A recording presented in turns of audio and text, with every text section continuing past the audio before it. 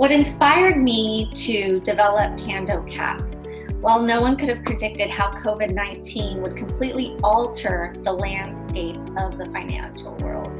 With my experience, with over 10 years in the financial industry, as well as being an entrepreneur and guiding private companies to access the public market, I thought it was a good time to take a calculated risk and develop Pandocap based on the pandemic capital markets.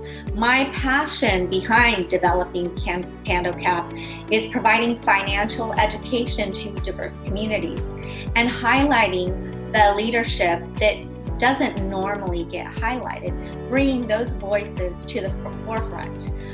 We provide access to everybody by providing a weekly newsletter as well as updates across all of our platforms on social media as well as our website.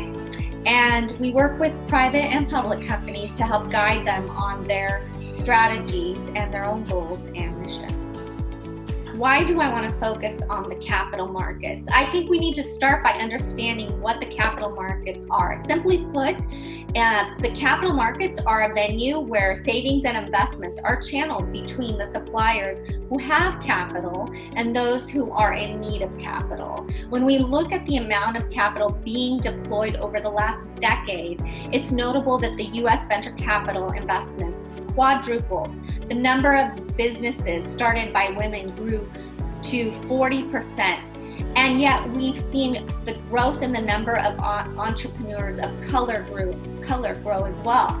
However, the percentage of capital being deployed towards these founders is less than 1% in VCs backed founders are Black, and less than 2% are Latinx. So we may ask, why does this matter? Today, diverse communities are generating over $400 billion and employing millions of people, and yet we are not supporting this community. So at Pandocap, we are highlighting these leaders and sharing their backgrounds, the diverse backgrounds across all communities, so that they can be heard. And most importantly, we can start investing in these communities.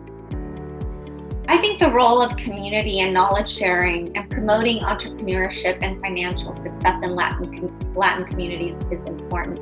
Education and participation is key, especially for the next generation who are participating in the capital markets. We've seen a recent influx of retail investors because of some of the platforms that give access to the next generation to be able to invest at a smaller scale. And that's exciting because they're actually using those platforms, participating.